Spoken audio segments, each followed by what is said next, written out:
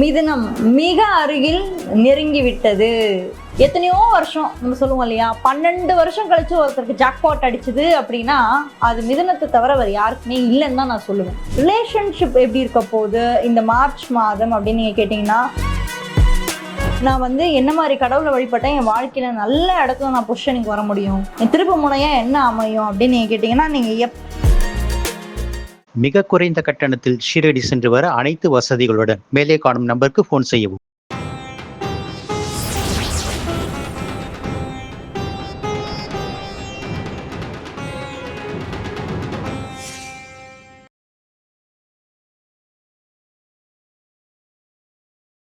மிதுனம் மிக அருகில் நெருங்கிவிட்டது. என்னங்க மிக அருகில் நெருங்கிவிட்டது அப்படின்ற ஒரு கொஸ்டின் மார்க் வருதுல்ல, சொல்கிறேன். இந்த மார்ச் மாதம் உங்களுக்கு எந்த மாதிரி மாற்றங்களை ஏற்படுத்த போகுது அப்படின்னு சொல்லிட்டு தான் நம்ம பார்க்க போகிறோம். ஸோ வீடியோவை தொடர்ந்து பாருங்கள். அது மட்டும் இல்லாமல் இந்த சேனலை இன்னும் நீங்கள் சப்ஸ்கிரைப் பண்ணாமல் பார்த்துட்டு இருந்தீங்க அப்படின்னா மறக்காமல் சப்ஸ்கிரைப் பண்ணி வச்சுக்கோங்க. ஏன்னா ஜோதிடம் பற்றியும் ஆன்மீகத்தை பற்றியும் நிறைய தகவல்கள் உங்களுக்காக தொடர்ந்து வந்துட்டே இருக்க போகுது. மிதுன ராசிக்கு இந்த மாதம் கிரக நிலைகள் எப்படி இருக்குன்னு நம்ம ஃபர்ஸ்ட் பார்ப்போம். அது எதுக்காக நம்ம பார்க்குறோம் அப்படின்னா, கரியர் வைஸ் இருக்கட்டும், இல்லை ரிலேஷன்ஷிப்ஸ் இருக்கட்டும், இல்லை படிப்பு, எஜுகேஷன், வெளிநாட்டு வாழ்க்கை, இதை பற்றி எல்லாமே நம்ம தெரிஞ்சுக்க போகிறோம். இந்த மார்ச் மாதம் எப்படி இருக்க போகுது, எந்தெந்த விஷயங்கள்ல நீங்கள் கேர்ஃபுல்லாக இருக்கணும், எந்தெந்த விஷயங்கள் உங்களுக்கு ரொம்ப பாசிட்டிவாக இருக்குது அப்படின்னு நம்ம பார்க்கலாம். உங்களுடைய ராசியில இப்போ குரு பகவான் அமர்ந்திருக்காரு. அதாவது மிதுன ராசியை பொறுத்த வரைக்கும் பார்த்தீங்கன்னா, எத்தனையோ வருஷம் நம்ம சொல்லுவோம் இல்லையா, 12 வருஷம் கழிச்சு ஒருத்தருக்கு ஜாக்பாட் அடிச்சுது அப்படின்னா அது மிதுனத்தை தவிர வேறு யாருக்குமே இல்லைன்னு தான் நான் சொல்லுவேன். ஏன்னா குரு பகவான் உங்களுடைய ராசியிலிருந்து இப்போ உச்சமாக போறாரு. குரு யாருன்னு உங்களுக்கு தெரியும், இயற்கை சுவர். அது மட்டும் இல்லாமல் உங்களுடைய ராசிக்கு அவரே 7ஆம் இடத்தோட அதிபதி, அவரே 10ஆம் இடத்தோட அதிபதி. அவர் உங்களுடைய ராசியிலிருந்து 2 என்று சொல்லக்கூடிய தனஸ்தானம், தனம், வாக்கு, குடும்பம், இந்த வீட்டில் உச்சமாக போறாரு. அதாவது எக்ஸால்டேஷன், ரொம்ப ஸ்ட்ராங்கா அமர போறாரு. அதுதான் இதுக்கான அர்த்தம். நீங்க உடனே கேட்கலாம், என்னங்க ஸ்ட்ராங்கா உட்காந்தா மட்டும் என்னங்க, எங்க வாழ்க்கையில நாங்க பட்டுட்டு தான் இருக்கோம், படாத கஷ்டம் பட்டுட்டு தான் இருக்கோம், எப்பதான் எங்க வாழ்க்கையில ஒரு திருப்பு முனை வரும் அப்படின்னு தான் நாங்க இருக்கோம் அப்படின்ற ஒரு கேள்வி உங்க மனசுக்குள்ள ஓடும். இருந்தாலும் உங்களுடைய ராசி பலன், அதாவது இந்த மார்ச் மாத ராசி பலன் நம்ம பார்க்கும்போது குரு நல்ல ஒரு பொசிஷனிங் வராரு. ஸோ அது உங்களுக்கு நல்லா இருக்கும், அதை நீங்க நோட் பண்ணணும். உங்களுடைய ராசியிலிருந்து 9ஆம் வீட்டுல புதன், ராகு, செவ்வாய், கிட்டத்தட்ட பாத்தீங்கன்னா இந்த 9ஆம் வீடுன்னு சொல்லக்கூடிய பாக்யஸ்தானத்துல தான் பிப்ரவரி மாதம் கால சர்ப்ப தோஷம் ஏற்பட்டது. அதாவது கிரகண தோஷம். இந்த கிரகண தோஷமானது 18 வருஷத்துக்கு ஒரு வாட்டி தான் நடக்கும். அதுவும் உங்களுடைய ராசிக்கு இதுக்கு முன்னாடி 18 வருஷம் முன்னாடி நடந்துச்சு. இப்போ அகைன் ஒரு 18 இயர்ஸ்க்கு அப்புறம் இந்த ஒரு விஷயம் நடந்து முடிஞ்சிருக்கு. இப்போ இந்த மார்ச் மாசத்துல அந்த கிரகண தோஷம் கண்டினியூ ஆகுதா இல்லை முடிஞ்சிருச்சான்னு கேட்டிங்கன்னா, அது முடிஞ்சு போச்சு. கிட்டத்தட்ட இந்த பிப்ரவரி மாதம் 17 முடிஞ்சு உங்களுக்கு இந்த மார்ச் மாதத்துலேருந்து ஒரு நியூ பிகினிங்காக ஸ்டார்ட் ஆகுது. ஒரு புது தொடக்கமாக உங்களுக்கு ஸ்டார்ட் ஆக போகுது. உங்களுடைய ராசியிலிருந்து 10ஆம் வீட்டில் சனி, சூரியன், சுக்கிரன்.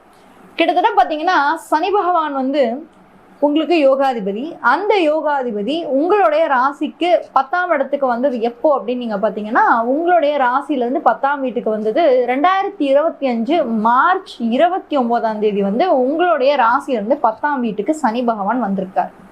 அதில் இருந்தே உங்கள் கரியரில் பார்த்தீங்கன்னா ஒரு வித டிலே, வரக்கூடிய ப்ரமோஷன் வரல, தள்ளி போயிடுச்சு. கரியரில் ஒரு மாதிரி ஒரு எப்படி சொல்கிறது, உங்கள் வாழ்க்கையில் எடுக்கக்கூடிய ஒரு மேஜர் முடிவுகளை கூட நீங்கள் தள்ளி போட்டிருந்தீங்க. உங்கள் பாசஸ் கிட்ட இருந்தும் உங்கள் ஹையர் அஃபிஷியல் கிட்ட இருந்துமே ஒரு வித டிஸ்டன்ஸ் ஏற்பட்டிருக்கும். ஏன்னா சனி உங்களுடைய ராசிலேருந்து 10ஆம் வீட்டுக்கு வரும்போது சில பல சோதனைகளை கண்டிப்பாக கொடுப்பார், சில பல பிரச்சனைகளை கண்டிப்பாக கொடுப்பார். அது ஏன் அப்படி கொடுக்குறாருன்னு நீங்கள் பார்த்தீங்கன்னா, உங்கள் ராசிக்கு 10ஆம் இடத்துல அமர்ந்த சனி உங்க ராசியிலிருந்து 12ஆம் வீட்டை பார்க்குறாரு, உங்க ராசியிலிருந்து 4ஆம் வீட்டை பார்க்குறாரு, உங்க ராசியிலிருந்து 7ஆம் வீட்டை பார்க்குறாரு. 12ஆம் வீட்டை பார்க்கும்போது என்ன பண்ணுவாருன்னா, ரொம்ப டிப்ரெஷன் கொண்டு போறது, தனிமைக்கு கொண்டு போறது. பல மிதுன ராசி நேயர்களும் என்கிட்ட பேசியிருக்காங்க, நான் கன்சல்டேஷன்ஸ் கொடுத்துருக்கேன், அவங்களுக்கு நான் தைரியமும் ஊட்டியிருக்கேன்.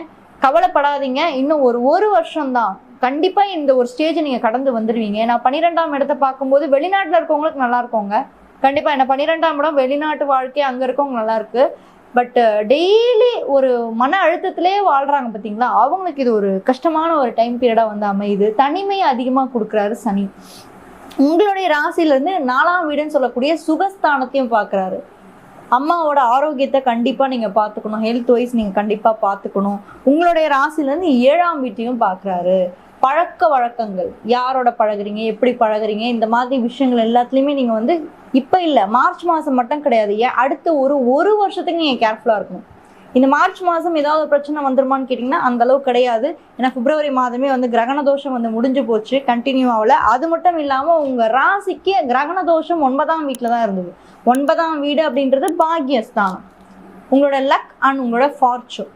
அது மட்டும் இல்லாமல் உங்களோட ராசிநாதன் சொல்லக்கூடிய புதனும் இப்போ 9ஆம் வீட்டில் தான் இருக்காரு. அது ஒரு வகையில் நல்லது. என்னதான் சனி உங்களுக்கு ஒரு வகையில் டிப்ரெஷன் கொடுத்தாலும் தனிமையை கொடுத்தாலும் உங்கள் ராசிநாதன் இந்த மார்ச் மாதம் 9ஆம் இடத்துல இருக்கு. அதை நீங்கள் நோட் பண்ணிக்கணும். பாக்கியம், ஏதோ ஒரு பாக்கியங்க. இப்போது நம்ம வந்து கஷ்டப்பட்டுட்டே இருப்போம் லைஃப்பில், ஆனால் ஏதோ ஒருத்தர்கிட்ட இருந்து திடீர்னு ஒரு ஹெல்ப் கிடைக்காதா அப்படின்னு நம்ம யோசிச்சுட்டே இருக்கும்போது எங்கேயோ ஒரு ஹெல்ப் கிடைக்குது இல்லைங்களா, கடவுள் யாரையோ நம்ம அனுப்பிச்சி விடுறாரு இல்லைங்களா, அந்த மாதிரி ஒரு ஹெல்ப்பு, ஒரு லக்கு, ஒரு பாக்கியம், ஒரு அதிர்ஷ்டம், இது எல்லாமே வந்து 9ஆம் வீடு. இந்த இடத்துல தான் உங்களுக்கு ராகு அமர்ந்திருக்கு. ஸோ உங்கள் ராசிக்கு 3ஆம் இடத்துல கேதுவும் 9ஆம் இடத்துல ராகுவும் அமர்ந்திருக்கு. ஸோ கரியர் வைஸ் பார்க்கும்போது சனி உங்களுக்கு 10ல் இருக்கிற வரைக்கும் ஒரு மாதிரி டிஸ்டர்பன்சஸ் கண்டிப்பாக கொடுப்பாரு. ஏன்னா 10ல் இருந்து அவர் 12ஆம் வீட்டை பார்க்கறதுனால அந்த விஷயம் நடக்கும். வெளிநாட்டில் இருக்கவங்க, வெளிநாட்டு வாழ் மக்களுக்கு ஓகே ஃபைன். பட் இங்கே இருக்கிறவங்களுக்கு ஒரு மாதிரி டிஸ்டர்பாக இருப்பீங்க. ரிலேஷன்ஷிப் எப்படி இருக்க போகுது இந்த மார்ச் மாதம் அப்படின்னு நீங்கள் கேட்டிங்கன்னா, நிறைய பேருக்கு வந்து பார்த்தீங்கன்னா மேரேஜ்க்கான ப்ரப்போசல்ஸ் வரும், மேரேஜ்க்கான பாசிபிலிட்டிஸ் வந்து இருக்குது. மிதுன ராசி சும்மாவே வந்து லவ், ரிலேஷன்ஷிப்ஸ் எல்லாருக்குமே வந்து இம்பார்ட்டன்ஸ் கொடுப்பீங்க. பார்ட்னருக்கு அதிகமாக இம்பார்ட்டன்ஸ் கொடுக்குற ராசி எதுன்னு கேட்டிங்கன்னா அது மிதுன ராசியாக தான் இருக்கும். ஏன்னா மிதுனம் அப்படின்றது காலச்சக்கரத்துக்கு 3ஆவது ராசி. ஸோ அந்த ராசிக்கு 7ஆம் வீட்டோட அதிபதி தான் வந்து குரு பகவான் அப்படின்றதுனால நல்ல ஒரு கனெக்டிவிட்டி எப்பயுமே உங்கள் பார்ட்னர் கூட உங்களுக்கு இருந்துகிட்டே இருக்கும். அது மட்டும் இல்லாமல் மேரேஜ் ஆனவங்க கொஞ்சம் நீங்கள் வந்து சண்டைலாம் போடாமல் கொஞ்சம் காம்ப்ரமைஸ் ஆகுங்க. ரொம்ப சண்டையே வேண்டாம் இந்த மார்ச் மாதம். ஒரு மாதிரி காம்ப்ரமைஸாக நல்லா ஸ்மூத்தாக போங்க. அண்டு எஜுகேஷன் எப்படி இருக்க போகுது, படிப்பு சார்ந்த விஷயங்கள், ஸ்டூடெண்ட்ஸ் இந்த வீடியோ பார்த்துட்டு இருக்கீங்கன்னா எங்களோட படிப்பு எப்படி இருக்கும், நல்ல முறையில் இருக்குமா, நாங்கள் நினச்ச விஷயம் நடத்த முடியுமா, எங்களோட ஹையர் எஜுகேஷன் நல்லா பண்ண முடியுமா அப்படின்னு கேட்டிங்கன்னா உங்களுடைய ராசிநாதன் புதன், நல்லா நோட் பண்ணணும், உங்களுடைய ராசிநாதனான புதன் 9ஆம் இடம் சொல்லக்கூடிய பாக்கியஸ்தானத்தில் போய் உட்காந்துருக்காரு. அப்போது உங்களுக்கு ஃபார்ச்சூன் இருக்குது. மேல் படிப்பு படிக்கணும்னு ஆசைப்படுறீங்க அப்படின்னா தாராளமாக நீங்கள் வந்து பண்ணலாம். அதுக்கான ஸ்டெப்ஸ் நீங்கள் வந்து எடுக்கலாம். ரொம்பவே பாசிட்டிவான ரிசல்ட்ஸ் வந்து இந்த மார்ச் மாதம் நீங்கள் பார்ப்பீங்க.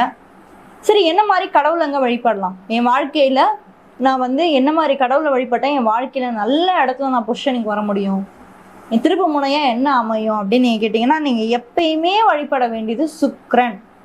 சுக்கிரன் அப்படின்னா மகாலட்சுமி. ஸோ மகாலட்சுமி வழிபாடு அப்படின்றது உங்கள் லைஃப்பில் வந்து நிறைய மாற்றத்தை ஏற்படுத்தும். இல்லைனா நீங்கள் வந்து சில்வர் காயின் மாதிரி கூட நீங்கள் வாங்கி வந்து வச்சுக்கலாம். ஏன்னா சுக்கிரன் அப்படின்னாலே வந்து வெள்ளியை குறிக்கிறவர் தான்.